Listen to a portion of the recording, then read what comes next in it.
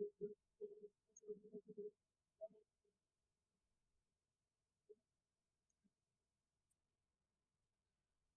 Polity series का हमारा part 10 होगा और आज का लेक्चर भी फंडामेंटल राइट पर बेस होगा।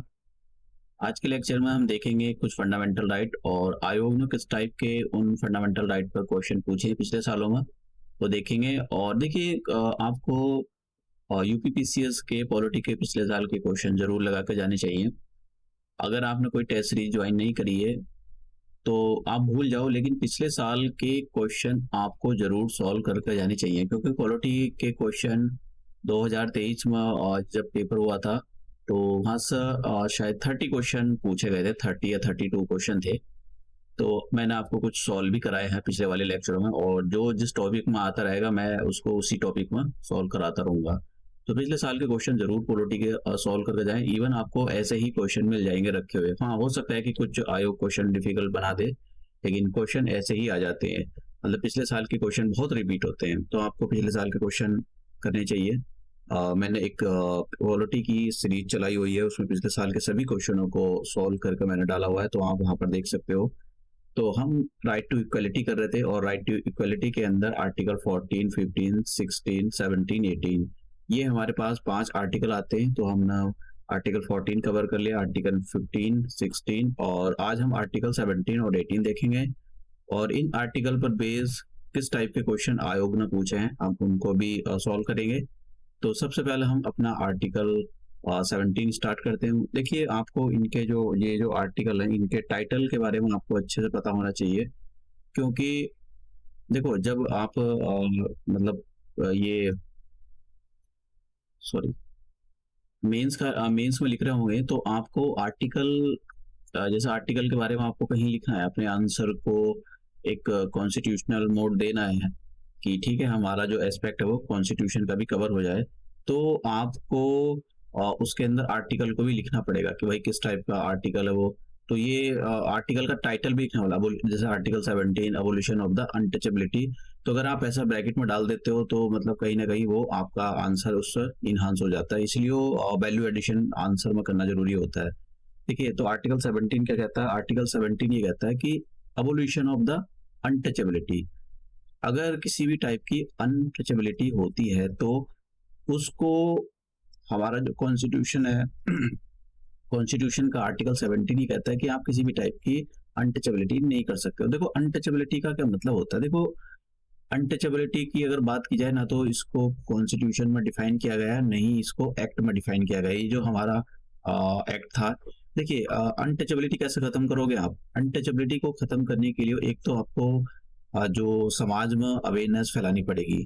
ठीक है, अवेयरनेस का बहुत बड़ा रोल होता है। दूसरा, लोगों का जो माइंड सेट है उसको चेंज करना पड़ेगा, और उसको चेंज करने का तरीका ये कि उनको आपको पढ़ाई लिखाई करानी पड़ेगी।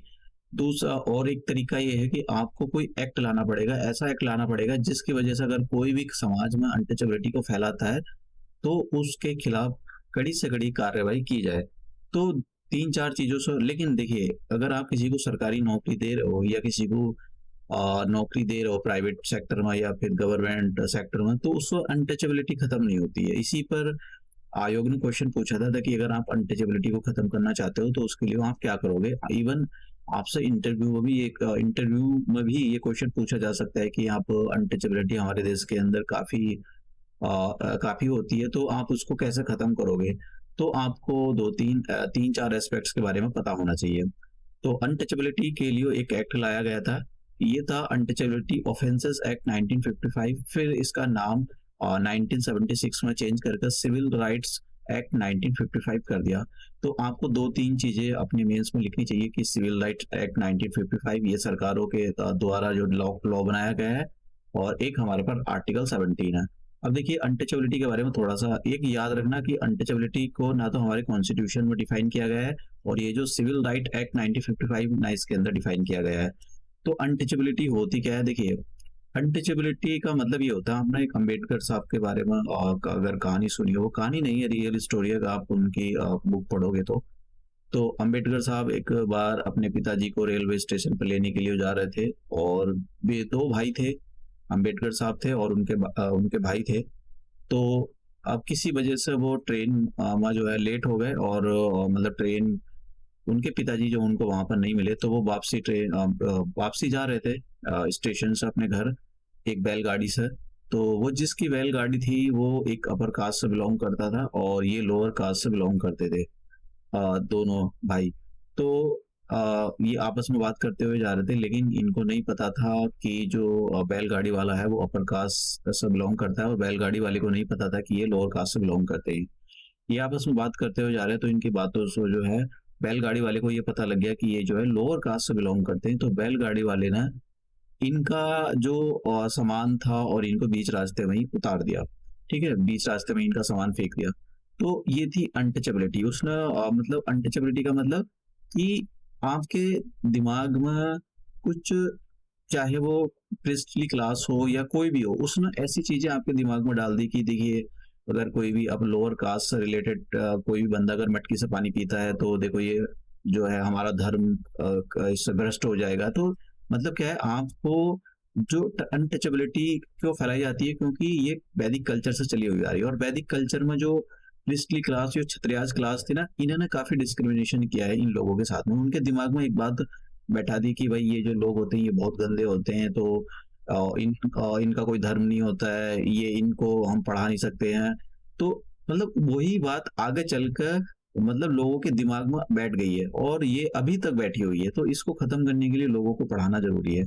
याद रखना, अगर आपके खिलाफ कोई सरकार सरकार मतलब स्टेट का मतलब यहाँ पर आर्टिकल 12 के अंदर मैंने आपको स्टेट की डेफिनेशन बताया, स्टेट के अंदर आते हैं और बहुत स्टेट के अंदर आती, पार्लियामेंट्री आती, स्टेट के अंदर लेजिस्लेटिव आती है, स्टेट लेजिस्लेटिव असेंबली आती है और पंचायती राज आता है। बहुत सारी, बहुत बड़ी डेफिनेशन है स्टेट की। तो अगर स्टेट आपके खिलाफ या कोई प्राइवेट पर्सन का मतलब गांव में कोई एक या कंपनी वाला एक आपके साथ डिस्क्रिमिनेशन कर, सॉरी आपके साथ अनटचेबिलिटी करता है, तो उसको जो है पनिशमेंट मिलेगा इस एक्ट के अंदर।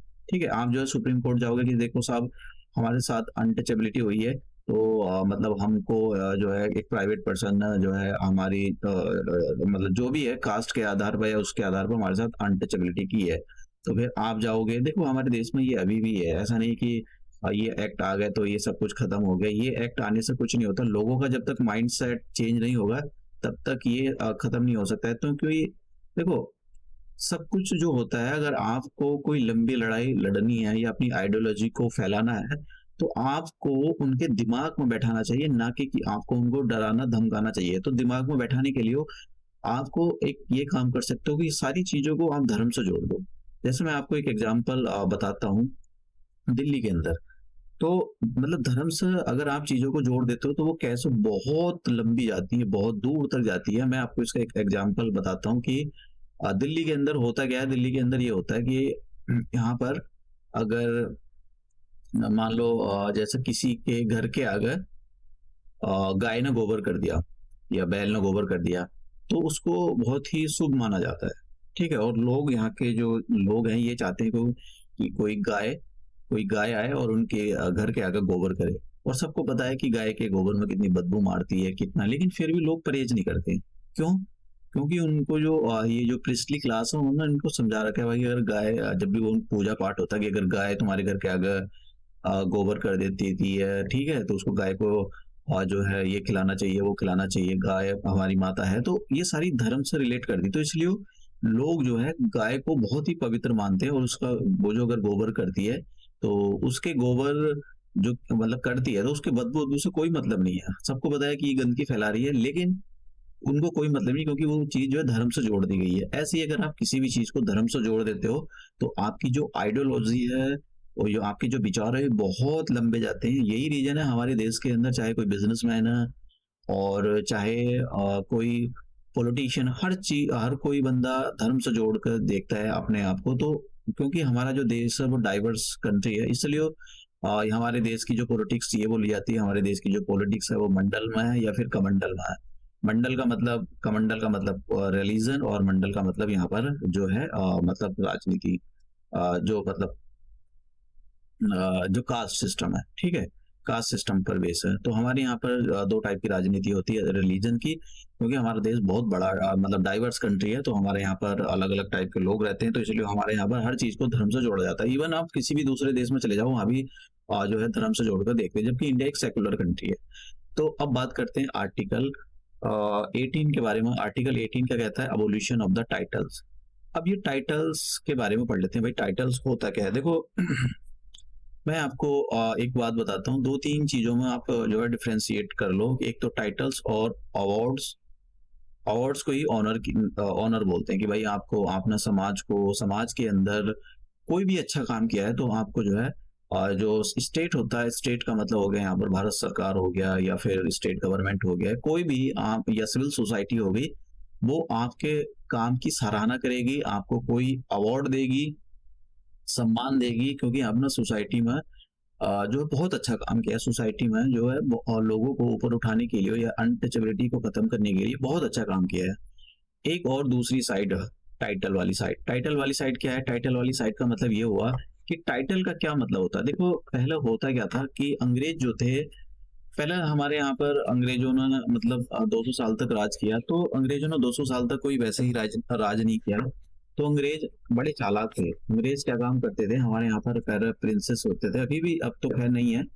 तो प्रिंसेस जो होते थे उनको अंग्रेजों ने उनके साथ पैरामाउंट सी साइन करके रखी हुई थी। तो वो अंग्रेजों की चमचागिरी करते थे और अंग्रेज जो थे बदले में उनको फायदा देते थे। अब किस टाइप का फायदा देते थे? कुछ उनको मॉनेटरी गेन देते थे और कुछ जो है उनकी जो सत्ता है वो बची रहे, सरकार उनके जो भी जनता है वहां की उनके खिलाफ विद्रोह ना करे। तो इस टाइप के जो है उनको कुछ फायदे दिए जाते थे। ऐसा ही एक फायदा होता था टाइटल्स। तो किस टाइप का टाइटल्स? जैसे मान लो कि उनको खुश करने के लिए, मतलब जो राजा होते हैं अंग्रेज, उनको खुश करने के लिए टाइटल देते हैं, जैसे महाराजा, राज बहादुर, राय साहब, इस टाइप के, दीवान बहादुर, इस टाइप के जो टाइटल दिए जाते थे। तो उनको मतलब उनको लगता था ये तो बहुत अच्छा नाम है यार, हमको मतलब वो उनका सीना जो है चौड़ा हो जाता था। लेकिन उन्होंने कोई समाज के लिए कोई काम नहीं करा है कि जो है उनके काम को अंग्रेज जो है उनके काम की बहुत ही ज्यादा प्रशंसा कर रहे हैं, इनके काम को सराह रहे हैं कि भाई देखो इन्होंने बहुत अच्छा काम किया सोसाइटी में लोगों को ऊपर उठाने के लिए। तो ऐसा मतलब ऐसा कुछ भी नहीं है कि उन्होंने जो सोसाइटी में बहुत अच्छा काम किया चलिए उनको सम्मान दिया। सम्मान नहीं होता, बस वो टाइटल है। अंग्रेजों ना जो अंग्रेज जो ये जो राजा होते थे उनकी चमचागिरी कर रहे हैं, तो उनको अच्छा दिखाने के लिए, राजाओं को अच्छा दिखाने के लिए अंग्रेजों ने उनको एक टाइटल दे दिया। तो टाइटल में और ऑनर्स में ये डिफरेंस होता है। ऑनर जो होता है, अवार्ड जो होता है, उसको वो सम्मान होता है इसलिए क्योंकि आपने सोसाइटी में लोगों को ऊपर उठाने के लिए बहुत अच्छा काम किया है। अब बात करते हैं हम यहाँ पर आर्टिकल 18 क्या कहता है। देखिए आर्टिकल 18 ये कहता है कि कोई भी, यहाँ पर 2-3 चीजें समझ लो कि कोई स्टेट जो है किसी को भी टाइटल नहीं दे सकती है। टाइटल मैंने अभी आपको बताया है कि राय साहब, इस टाइप के कोई टाइटल नहीं दे सकती है। स्टेट का मतलब बहुत बड़ा होता है। आर्टिकल 12 के अंदर मैंने आपको बताया था स्टेट का मतलब क्या होता है। देखो आपको ये फंडामेंटल राइट बहुत अच्छे से आने चाहिए। आर्टिकल, क्योंकि 2023 में भी यहाँ पर क्वेश्चन पूछा है। आर्टिकल 12 की डेफिनेशन बहुत बड़ी है। आर्टिकल 12 के अंदर आता है हमारी बहुत सारी है, जो मतलब कुछ स्टैट्यूटरी कंपनी भी आती है, नॉन स्टैट्यूटरी कंपनी भी आती है, जैसे LIC हो गई, और ये भी स्टेट की डेफिनेशन में आएगी। जैसे हमारे यहाँ पर पार्लियामेंट हो गया और पंचायती राज हो गया, तो और ये हो गए हमारे पास जो सरकार के जो कर्मचारी होते हैं और जो कंपनियां होती हैं, वो सब स्टेट की डेफिनेशन में आती हैं। तो स्टेट जो है किसी को भी कोई टाइटल्स नहीं दे सकता है। देखो आपको टाइटल्स के बारे में मैंने आपको बता दिया। हाँ, अगर आपको कोई एकेडमिक डिस्टिंक्शन दिया जा रहा है, एकेडमिक डिस्टिंक्शन का मतलब ये होता है कि जैसे साहब आप ना, मतलब वो आपकी मेरिट है। जैसे समझे जरा इस बात को, जैसे आपने देखा होगा कि जब भी जैसे आपने 12 किया, 12 के बाद नीट की तैयारी करते हो, तो नीट की तैयारी करने के बाद आपने जो है MBBS कर ली, कोई अच्छा सा कॉलेज मिल गया, आपने MBBS, तो फिर आपके नाम के आगे डॉक्टर लग जाता है। तो ये जो डॉक्टर है ये कोई ऐसे ही नहीं लग गया कि साहब आपने जो कहीं पढ़ा हुआ तो ऐसे ही नाम के आगे उठा कर रखा लिया, क्योंकि वो आपने क्या काम किया है, आपने स्किल को हासिल किया है, आपने मेडिकल स्किल को हासिल किया है, और इसलिए जो है आपके नाम के आगे जो है डॉक्टर लग गया है। तो ये जो डॉक्टर है, ये सम्मान मतलब ये एक आपकी जो मेरिट थी, मतलब जो आपने जो टेक्निकल एजुकेशन ली है उसी के साथ। तो ये कोई चमचागिरी करके आपको किसी मेडिकल वाले ने नहीं दिया है या किसी मेडिकल सरकार ने आपको दे दिया। तो ये चमचागिरी करके नहीं मिला, ये आपकी जो स्किल थी उसके बेसिस पे मिला, टेक्निकल स्किल की। दूसरा प्रोविजन ये है कि आर्टिकल 18 का क्लॉज सेकंड ये बोलता है कि कोई भी इंडियन कोई भी टाइटल फॉरेन कंट्री से, फॉरेन स्टेट से कोई भी टाइटल एक्सेप्ट नहीं करेगा। ठीक है, फिर तीसरी वाली ये है कि कोई भी, मान लो कि इंडिया के अंदर ऐसे बहुत सारी ऐसी पोस्ट हैं जो ऑफिस ऑफ प्रॉफिट की पोस्ट हैं, और उन पर ऑफिस ऑफ प्रॉफिट या कोई ट्रस्ट हैं, उन पर जो है फॉरेन के जो लोग हैं, जो अब्रॉड के लोग हैं, वो डिप्लॉय किए गए हैं। मतलब वो वहाँ पर उन्होंने वो पोस्ट को होल्ड करके रखा हुआ है। तो अगर वो फॉरेन के जो बंदे हैं वो किसी टाइटल को एक्सेप्ट करना चाह रहे हैं, तो उनको जो प्रेसिडेंट की जो है जो अनुमति लेनी पड़ेगी। बिना अनुमति के वो उनका जो टाइटल है वो एक्सेप्टेबल नहीं होगा। फिर अगर इंडिया के अंदर बात करते हैं, तो इंडिया के अंदर भी कोई भी चाहे इंडिया का सिटीजन हो या इंडिया का कोई फॉरेनर है, वो भी कोई टाइटल को एक्सेप्ट नहीं कर सकता। कंडीशन ये है कि अगर वो जो पर्सन है, कौन, इंडियन सिटीजन या फिर कोई फॉरेनर, उसने ऑफिस ऑफ प्रॉफिट या ट्रस्ट की कोई पोजीशन को होल्ड कर रखा हुआ है, जो कि भारत सरकार मतलब स्टेट के अंदर आती है। स्टेट की डेफिनेशन के अंदर भारत सरकार, स्टेट गवर्नमेंट, म्यूनसिपैलिटी, पंचायती राज, जो LIC, इस टाइप की कंपनियों में भी अगर उसने कोई पोस्ट ऑफिस ऑफ प्रॉफिट या ट्रस्ट की जो इसमें पोस्ट होती है, ऐसा कोई ऑफिस होल्ड करके रखा हुआ है, मतलब वो उस पर जो है उस कंपनी में एज ए एम्प्लॉय है, तो वो अगर कोई जो है टाइटल एक्सेप्ट करना चाहता है, तो उसको जो है प्रेसिडेंट की असेंट लेनी पड़ेगी। तो आप बिना प्रेसिडेंट की असेंट के बिना जो है कोई टाइटल एक्सेप्ट नहीं कर सकते हो। और जो सरकार है, जो स्टेट गवर्नमेंट है या सेंट्रल गवर्नमेंट है, या फिर कोई भी म्यूनसिपैलिटी हो गया, कोई भी हो गया, तो ये जो है कोई टाइटल नहीं दे सकते किसी को भी। हाँ, जैसे मैंने आपको बताया कि मिलिट्री टाइटल होते हैं, और या फिर एकेडमिक डिस्टिंक्शन होती है, जैसे डॉक्टर आपके नाम के आगे लग जाता है, वो आपकी स्किल थी, आपने टेक्निकल एजुकेशन हासिल की, तभी आपको वो जो है स्किल मिली है। अब यहाँ पर हम बात करते हैं भारत रत्न के बारे में। भारत रत्न काफी देखियो, ये क्यों करें हम, क्योंकि आर्टिकल 18 के बारे में जो बात हो रही है यहाँ पर टाइटल के बारे में, तो इसी से रिलेटेड है ये आर्टिकल। ये सॉरी, आर्टिकल 18 से ही रिलेटेड है भारत रत्न। वैसे इससे रिलेट नहीं करता है, लेकिन ये मिलता जुलता है, तो क्योंकि इस पर काफी विवाद हुआ था। देखो, जब ये जो भारत रत्न, मतलब जो हाईएस्ट सिविलियन अवार्ड है हमारे, तो पहले ये देख लो कौन कौन से अवार्ड हमको जो दिए जाते हैं। काफी सारे अवार्ड हैं। एक तो भारत रत्न, और पद्म विभूषण, पद्म भूषण और पद्मश्री।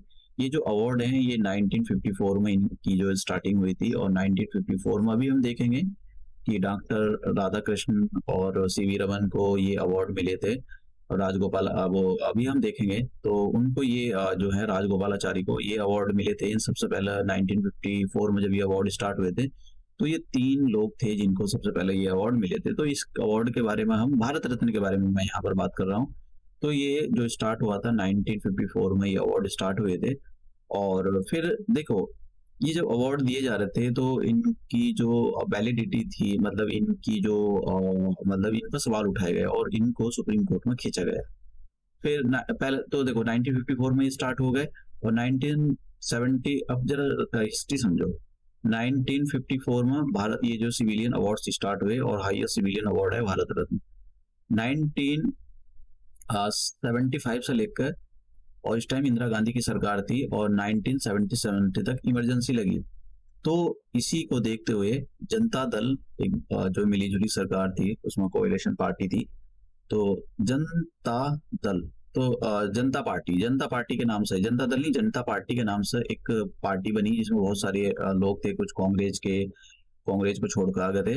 तो इसमें मोरारजी देसाई जो है इस पार्टी के, मतलब जो है प्राइम मिनिस्टर बनाए गए थे।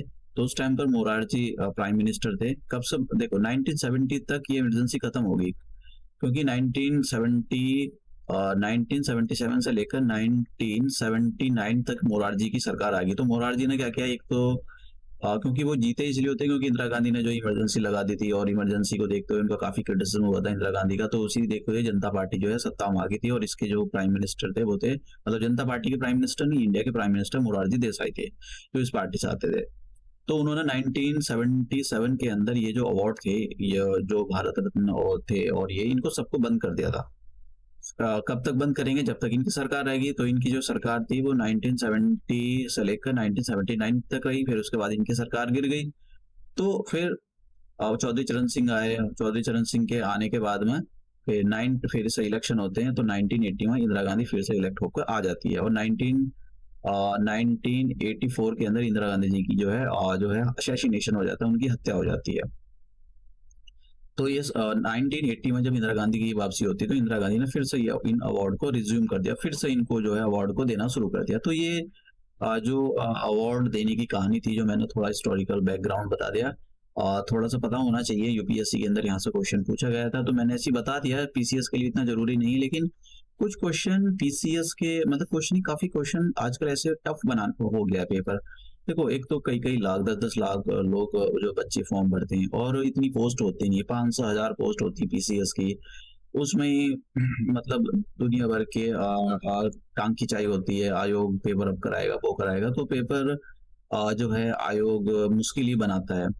तो ये बहुत जरूरी है कि आप जो है अपनी जो तैयारी है उसको कंप्रहेंसिव। देखो, मैं सच बताऊं ना तो आज की डेट में जिसके पास रिसोर्सेस है, रिसोर्सेस प्लस दिमाग है प्लस उसके बाद डिसिप्लिन है, तो वो निकाल लेता है। लेकिन जिसके पास डिसिप्लिन नहीं है, दिमाग नहीं है और रिसोर्सेज भी नहीं है, तो देखो उसके लिए तो बड़ी दुर्भाग्य की बात है कि वो उस कर भी नहीं पाता है। पैसे नहीं है, अच्छी कोचिंग या अच्छी किताब को अफोर्ड नहीं कर सकता है। दिमाग नहीं है तो बिना कोचिंग के वो कुछ कर ही नहीं सकता है। मतलब बिना दिमाग, अगर दिमाग है बंदा तो कोचिंग कोचिंग जाने की जरूरत नहीं हुई, इधर से अपना जो है किसी भी रिसोर्सेस को यूज करके वो पीसीएस निकाल सकता है। कोई भी सरकारी नौकरी या कोई भी वो उसको ऑब्टेन कर सकता है अपने गोल को। और जो बेवकूफ़ कुछ लोग ऐसे होते हैं जिनमें डिसिप्लिन ही नहीं होता, जिनके पास पैसा भी है और दिमाग भी है, लेकिन वो बरसाती मेंढक की तरह इधर उधर उछल कूद करते रहते हैं, तो फिर ऐसे लोगों का भी नहीं निकलता पीसीएस। तो बहुत सारी चीज़ों को कंबाइन करके ही निकलता है। जैसे मैं पीसीएस, बिहार पीसीएस के अंदर मैप के 2-3 क्वेश्चन आते हैं हर साल, 2 क्वेश्चन या 1 क्वेश्चन। और बच्चे उस पर मतलब मतलब बिहार के अंदर बहुत बड़े-बड़े कोचिंग है, उन पर मतलब 2-2 3-3 घंटे रोज बैठ कर पता नहीं क्या करते हैं उस मैपिंग के लिए। 2-2 3-3 घंटे का काम थोड़ी होता है मैपिंग में। यार, 1-2 नंबर का क्वेश्चन आएगा, हार्डली आप उस पर रोज 15 से 20 मिनट रोज दो। 15 अब बस आपको क्या है, क्या उनकी क्या कहते हैं, वो तो यूट्यूब वाले तो देखो उनका तो काम अपने चैनल को रन कराना है और उनका बिजनेस है। तो वो ऐसा आपको 2-2 घंटे लेकर बैठेंगे, ऐसी बड़ी बातें बनाएंगे आपके साथ में, जिससे आपका जो है आपको अट्रैक्ट किया जा सके। लेकिन एक इंटेलिजेंट पर्सन जो होता है वो ऐसे ध्यान नहीं देता, वो और हमेशा ऐसे लोगों का पीसीएस ही निकलता है। एक और पॉइंट जो मैं यहाँ पर आपको बताना चाहता हूँ, वो भी भारत रत्न से ही रिलेटेड है। देखो, अभी तक मैक्सिमम 3 लोगों को भारत रत्न दिया जाता था, लेकिन दो अभी तक, लेकिन 2024 में गेम चेंज हो गया। 2024 में जो है 5 लोगों को ये अवार्ड दिया गया है। तो देखो, आपसे ये क्वेश्चन भी पूछा जाएगा, मैंने कुछ नीचे क्वेश्चन फ्रेम करे हैं, तो और कुछ पिछले साल के क्वेश्चन भी हम सॉल्व करेंगे, तो देखेंगे किस टाइप के जो है क्वेश्चन पॉलिटी से आए हैं। अब देखिए, मैंने ये आपको बता ही दिया। अब यहाँ पर बात करते हैं किन किन पहले 3 लोग थे जब 1954 में ये अवार्ड स्टार्ट हुआ था। तो देखिए, सबसे पहला ये जो अवार्ड मिला था इन 3 लोगों को मिला था, सीवी रमन को मिला था। और साइंस में पहला अवार्ड सीवी रमन को मिला। फिजिक्स में देखिए, साइंस में आपसे क्वेश्चन पूछा जाए, ये बताइए भारत रत्न साइंस में सबसे पहली बार किसको मिला था? सीवी रमन। फिर दूसरा क्वेश्चन ये बताया कि फिजिक्स में पहली बार ये अवार्ड किसको मिला था? सीवी रमन को फिजिक्स में मिला था। अब दूसरा क्वेश्चन ये बन सकता है कि बताइए कि फर्स्ट जो वाइस प्रेसिडेंट थे उनका नाम बताएं, आपको पता होना चाहिए, Radha Krishnan. First president vice president को अवार्ड मिला था, ये इस टाइप से क्वेश्चन आपसे पूछे जा सकते हैं। ये स्टेटमेंट क्या सही है या गलत है? ये स्टेटमेंट बिल्कुल सही है। देखिए, ऐसा क्वेश्चन पूछा जाता है, ये सेकंड प्रेसिडेंट और फर्स्ट वाइस प्रेसिडेंट को ये अवार्ड सबसे पहले मिला था, ये बात बिल्कुल सही है, स्टेटमेंट बिल्कुल सही है। और राजगोपालाचारी जी थे, ये तमिलनाडु के चीफ मिनिस्टर थे, तो इनको करने की जरूरत नहीं, बस ये याद कर लेना कि जो राजगोपालाचारी भी उन 3 लोगों में शामिल थे जिनमें पहली बार ये अवार्ड उनको मिला था। अब यहाँ पर 2024 में अवार्ड मिले हैं, तो देखिए यहाँ से इस बार 2024 में जो अवार्ड मिले, यहाँ से मतलब 99% का क्वेश्चन आना चाहिए, क्योंकि जब भी भारत रत्न अवार्ड मिलते हैं तो वहां से जो है क्वेश्चन आते ही आते हैं, अगर आपने पीछे के वाले क्वेश्चन जो सॉल्व करे हों आयोग के। चाहे किसी दूसरे एग्जाम में पूछे, लेकिन आयोग क्वेश्चन देता है। तो सबसे पहले हम बात करते हैं एम स्वामीनाथन।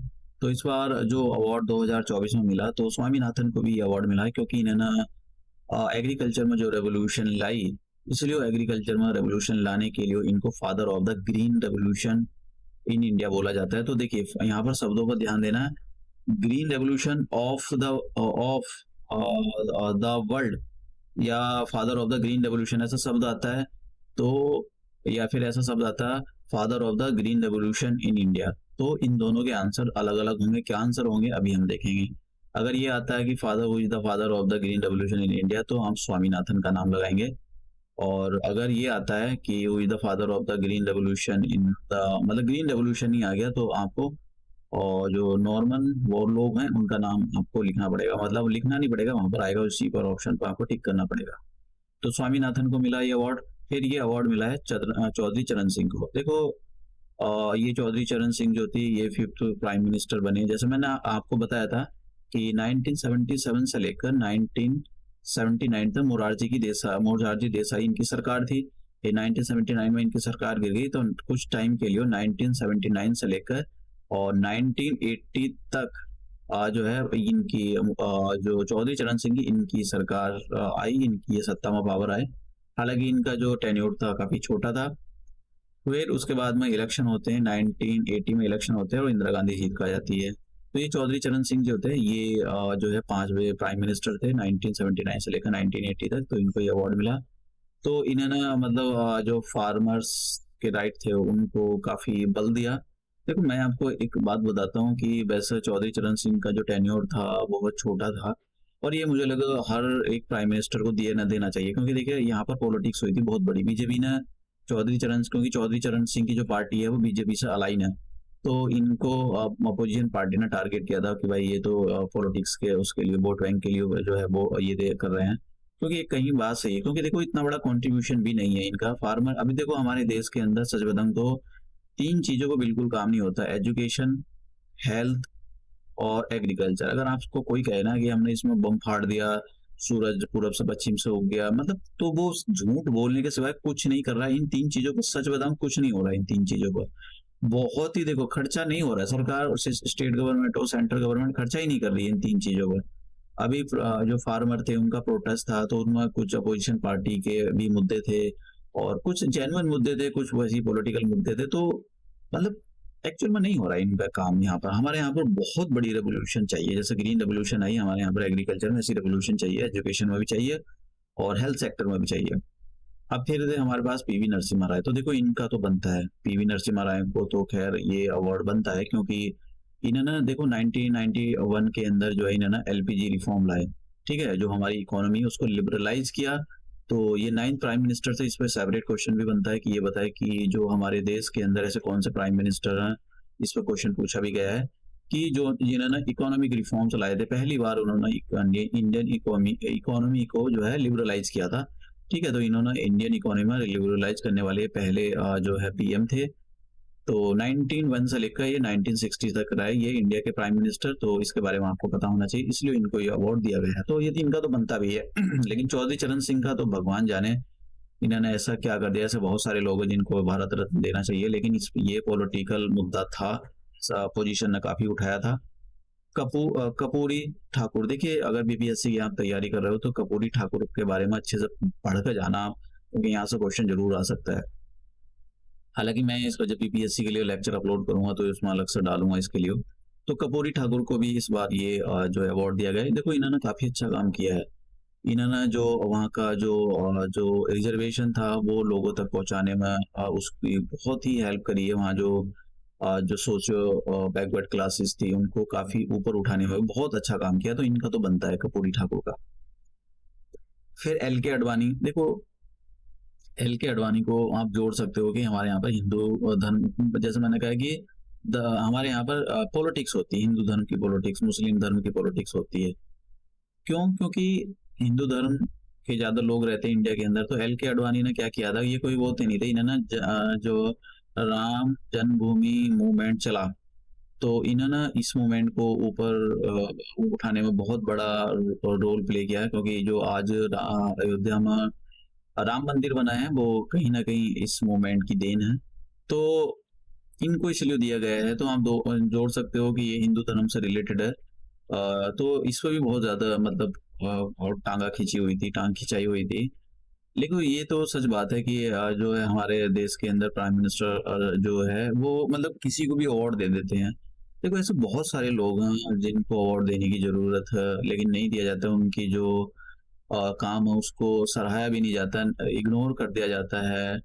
और जैसे आप लद्दाख का एग्जांपल ले सकते हो, लद्दाख आपने देखोगे बहुत सारे लद्दाख इज डाइंग। तो वहां पर जो लोग ऊपर उठ रहे हैं, उठाने में जो काम कर रहे हैं, उनको उनके काम को सराहना चाहिए, ठीक है? उनकी बात को सुनना चाहिए। अभी आपने देखा होगा कि वो थ्री इडियट के जो थे, जो थ्री इडियट में तो पता नहीं बांगड़ू जो थे, उन्होंने काफी लद्दाख को बचाने के लिए बहुत एक मूवमेंट चला रखा है, लेकिन सरकार बात सुनती नहीं है उनकी। तो अब चलो कुछ कह नहीं सकते, इस बहुत ही दिक्कत है हमारे देश के अंदर। तो ये मैंने यहाँ पर भारत रत्न किस किस को मिला है, बहुत सारे के सारे दे रखे हैं। और आप इसमें से मतलब कुछ के नाम जरूर करके जाना। जैसे मैंने पहले 3 के नाम देखो, ये तो बहुत मुश्किल है, क्योंकि एक तो आप 2024 वाले कर जाना, ठीक है? 2024 में किसको मिला, हो सके तो 2019 में किसको मिला उसको भी देख लेना। और ये सबसे पहले किसको मिला था 1954 के अंदर, उन 3 लोगों के बारे में देख जाना। अदरवाइज देखो ये बहुत लंबी चौड़ी ये जो है लिस्ट है, तो आप अगर कर सकते हो तो ठीक है, मैं इसको पीपीटी तो डिस्क्रिप्शन बॉक्स में ऐड कराई दूंगा, आप कर लेना। लेकिन ये अपने आप में थोड़ा मुश्किल है। तो 2015 में अटल बिहारी वाजपेयी जी को मिला था, और मदन मोहन मालवीय जी को भी 2015 में ये अवार्ड मिला। उसके बाद में यहाँ पर 2019 में इन लोगों को मिला था। तो प्रणब मुखर्जी जो प्राइम हमारे प्रेसिडेंट थे, तो उनको ये अवार्ड मिला। और मैंने यहाँ पर ये 2019 में जो उनके लिख दिया है थोड़ा सा, ये तो आप देख लेना, इनके बारे में पढ़ लेना थोड़ा।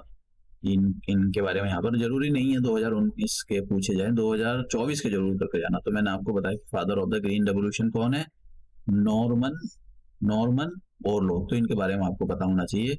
अगर ये पूछा है father of the green revolution in India, तो तब आपको स्वामीनाथन पर आंसर लगाना चाहिए, ठीक है? तो क्वेश्चन का स्टेटमेंट को समझना बहुत जरूरी होता है। जैसे यहाँ पर ये क्वेश्चन अगर ये आ गया, who is known as the father of the green revolution in India, तो स्वामीनाथन, ठीक है? तो स्वामीनाथन पर जो है आप यहाँ पर एम एस स्वामीनाथन पर आंसर वो टिक करोगे। हिंदी वाले भी देख सकते हो यहाँ पर। फिर दूसरा, वो is credited with initiating significant economic reforms and liberalising the Indian economy during his tenure as the prime minister. तो पीवी नरसिम्हा राव के बारे में अभी हमने देखा, इनको भारत रत्न भी मिला 2024 में, इसलिए इनको इनके बारे में पढ़कर जाना चाहिए। तो पीवी नरसिम्हा राव। फिर उसके बाद में who was the following awardees posthumously received the Bharat Ratna in 2014। तो देखिए क्या, तो अटल बिहारी वाजपेयी को ये अवार्ड मिला है 2024 में, तो 2024 में तो मिला ही नहीं इनको तो 2015 में मिला था, तो ये तो ऑप्शन खत्म हो गया। प्रणब मुखर्जी, इनको 2019 में मिला है, तो ये भी ऑप्शन खत्म हो गया। तो जब ये 2 ऑप्शन में, तो 2024 में किसको मिला है, मरने के उपरांत, मरने के बाद, तो इसमें से कोई सा भी नहीं है, तो आंसर हो जाएगा यहाँ पर डी। तो इस टाइप के भी क्वेश्चन आपसे पूछे जा सकते हैं। फिर who among the following individuals was awarded Bharat Ratna इन 2024। तो आपको ये बताना है कि 2024 में अवार्ड किसको मिला है। एपीजे अब्दुल कलाम को नहीं मिला, 2015 में मिला था इनको। और अटल बिहारी वाजपेयी, इनको भी 2015 नहीं, इनको 2000 अब्दुल कलाम जी को 2019 में मिला था। अभी हमने देखा 2019 में इनको, सॉरी नहीं, 2015 में मिला था ये, नहीं 2000 अब्दुल कलाम जी को नहीं, ये तो गड़बड़ हो गई। 2015 में नहीं मिला था इनको ये अवार्ड, ये तो अब्दुल कलाम जी को तो बहुत पहले मिला था अवार्ड। तो ये खत्म हो गया, अटल बिहारी वाजपेयी जी को खत्म हो गया। तो इसमें से किसी को अवार्ड नहीं मिला इनमें से।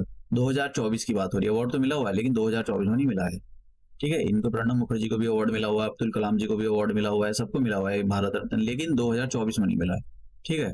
तो अगर ये पूछा जाए कि इनमें से किसको अवार्ड मिला हुआ है, तो इसको, इनको भी मिला हुआ है, इनको भी मिला हुआ है, इनको भी मिला हुआ है, तो आंसर सभी हो जाएंगे आंसर। लेकिन अगर ये पूछा जाए 2024 में किसको मिला हुआ है, तो 2024 में इनमें किसी का भी नाम नहीं है, उस हिसाब से आंसर डी हो जाएगा। Bharat Ratna, next question, Bharat Ratna is India's highest civilian honour, who was honored with this prestigious award in 2024। वहाँ कितने लोगों को मिला, तो देखिए इस बार 5 लोगों को मिला। इस पर क्वेश्चन आ सकता है, क्योंकि देखिए ये बड़ा ही एक्सेप्शन रहा है। तो 5 लोगों को, वैसे तो 3 लोगों को ही मिलना चाहिए था, लेकिन कुछ कह नहीं सकते भैया, हम तो अवार्ड देते नहीं, भारत सरकार अवार्ड देती है। और उन्होंने जो है समाज के लिए किसने काम करा है, किसने नहीं करा है, उनको पहचाना है, नहीं पहचाना, तो वो। अब देखिए father of the green revolution, father of the green revolution, अब आप लगाओगे स्वामीनाथन, स्वामीनाथन बिल्कुल आंसर नहीं है इसका, नॉर्मन बोरलॉग। क्योंकि यहाँ पर पूछा है कि father of the green revolution, अगर ये पूछता हुई the father of the green revolution in India, तब तो एम एस स्वामीनाथन इसका आंसर था। लेकिन यहाँ पर पूछा है कि father of the green revolution बस, तो नॉर्मन बोरलॉग है इसका आंसर। जो इसका आंसर है ये बी है, ठीक है? आंसर हो जाएगा इसका बी, और हिंदी और इंग्लिश दोनों वाले के लिए बी हो जाएगा। अब ये जो बीपीएससी में 2020 में क्वेश्चन पूछा था, वहाँ पर ये एग्जाम हुआ था, पॉलिटी से रिलेटेड क्वेश्चन स्टार्ट हो गए हैं, तो हम ये पढ़ते हैं। मैंने आपको ये वाला जो है ये लेक्चर, पिछले लेक्चर में इसका क्वेश्चन का आंसर मिलेगा आपको। पिछले वाला जो लेक्चर मैंने अपलोड करा था उसमें मैंने Indira Sawhney judgment judgment case के बारे में बताया था। जो इंदिरा स्वानी जजमेंट थी ये 1992 में आई थी। वो 27% का जो आरक्षण ओबीसी को दिया जा रहा था, कोटा जो दिया जा रहा था, रिजर्वेशन जो दिया जा रहा था, ये उसी से रिलेटेड थी।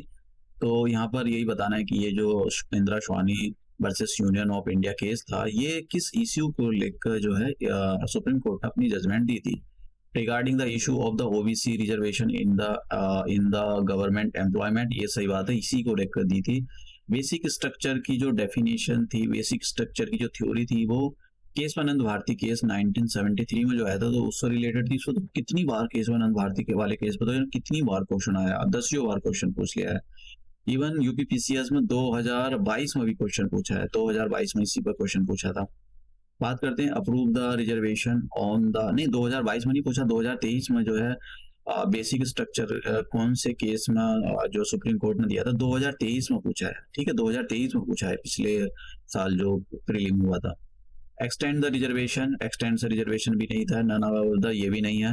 Approve the reservation on the promotion, promotion को अप्रूव करने के लिए, क्योंकि इंदिरा स्वानी जजमेंट में बोल दिया था कि भैया यहाँ पर आप रिजर्वेशन नहीं देंगे, तो ये जो है जो केस था वो यहाँ पर regarding the issue of the OBC से रिलेटेड था। ठीक है, तो अब इसका जो आंसर हो वो ए हो जाएगा ये। अब हम बात करते हैं नेक्स्ट क्वेश्चन की।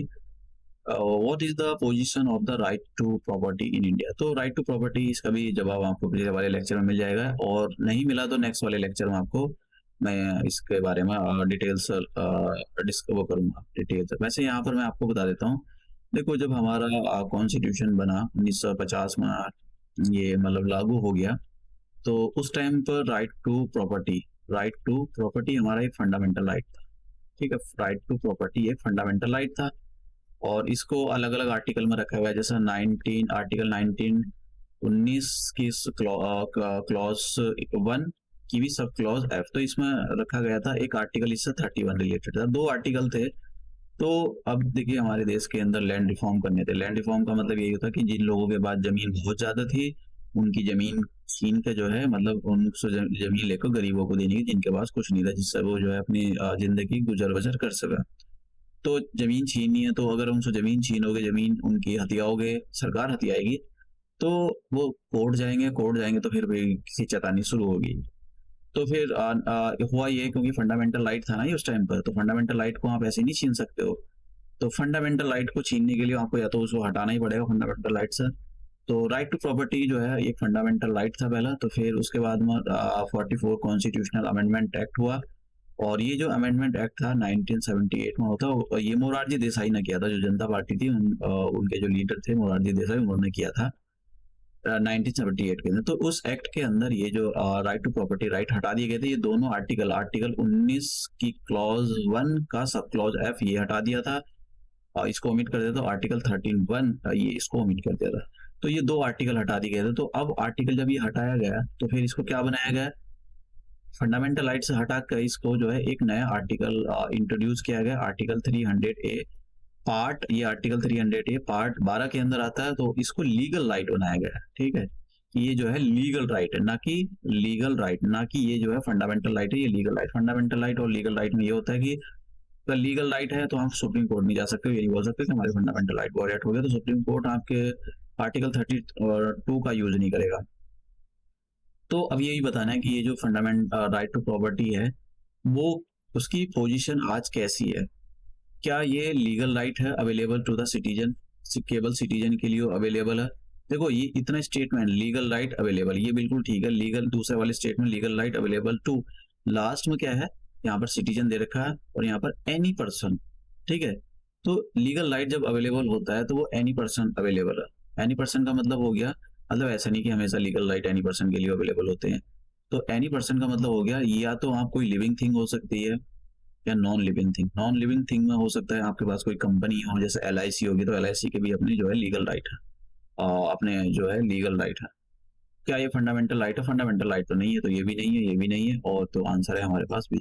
तो देखो अंडरस्टैंडिंग, बेसिक अंडरस्टैंडिंग बहुत जरूरी नहीं होता है, तो फिर आप नहीं कर सकते हो। For right to property was deleted from the list of the fundamental right guaranteed to the citizens of the India. तो कौन से इस एक्ट के अंदर इसको डिलीट करा था? मैं आपको बता चुका हूँ, आर्टिकल 44। तो आंसर हो जाएगा ये यहाँ पर 44, और ये सी आंसर हो जाएगा। Next question, the provision of the reservation of the OBC are made in the constitution under which article? तो देखो मैंने आपको पिछले वाले लेक्चर में इसका जवाब मिलेगा, आर्टिकल 15 और आर्टिकल 16 में इसका जो है रिजर्वेशन का प्रावधान है, तो उसके अंदर भी क्लॉज यहाँ पर दे रखी है। तो एक बार ये क्लॉज देख लेना, तो इसका जो आंसर है वो सी हो जाएगा। ठीक है, सी इसका आंसर है। नेक्स्ट क्वेश्चन, तो यहाँ पर एक सेकेंड, हाँ ठीक है,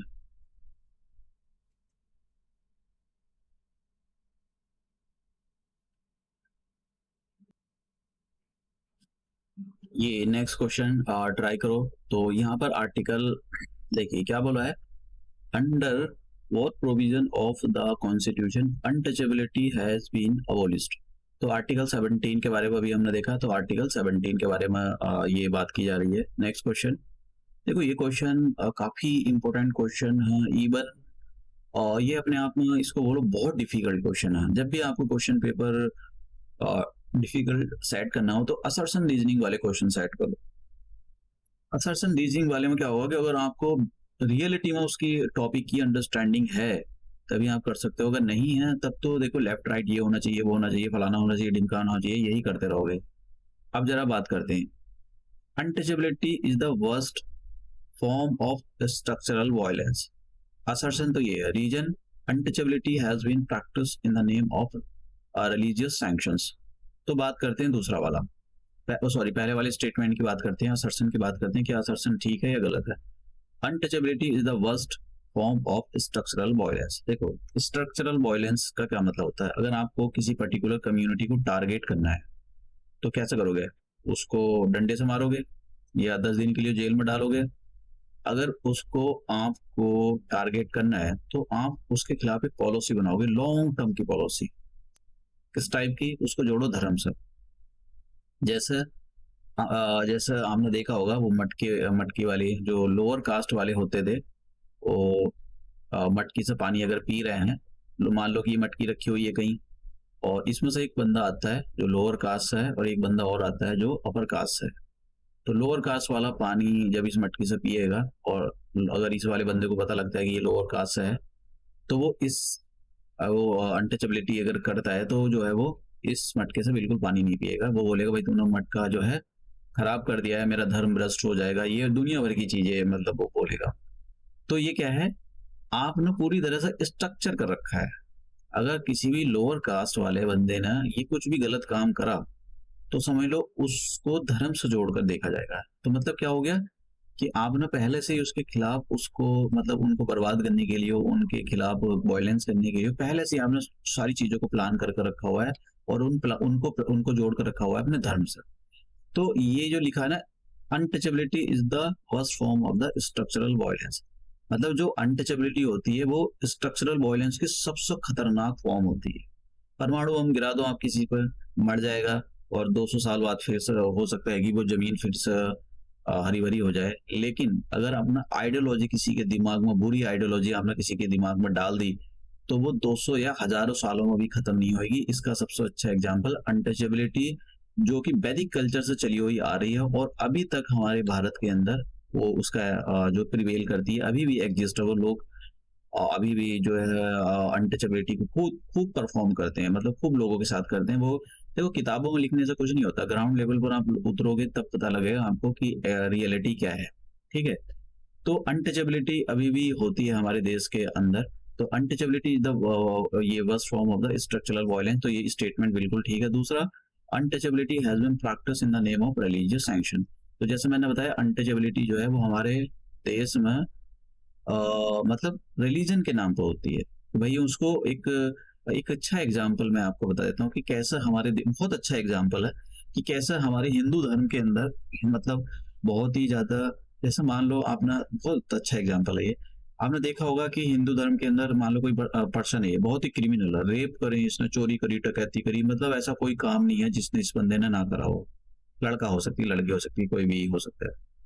फिर ये गया हरिद्वार, हरिद्वार में गंगा में नहाएगा, पंडित जी से पूजा करवाएगा, सारे पाप धुल गए। तो क्या ऐसा पॉसिबल है जो इसने बुरे कर्म करे इसके पाप धुल जाएंगे? एक एग्जांपल लेते हैं। मान लो ये कोई पर्सन ए था, बहुत ही क्रिमिनल था, सेम पर्सन है, रेप क्राइम सब करा इसने। इसने एक फैमिली को, फैमिली के जो फैमिली थी 3 बंदों की, उसमें से एक छोटा बच्चा था, उनके पेरेंट्स को इसने जो है मार दिया। ठीक है, सुपारी लेकर मार दिया। ये बच्चा अनाथ हो जाता है, अनाथ होने की वजह से इसको काफी एट्रोसिटीज समाज में झेलनी पड़ती है। अगर ये लड़का हुआ, इसके साथ मारा पीटी खूब होगी, तो इसके दिल में नफरत जनरेट होगी।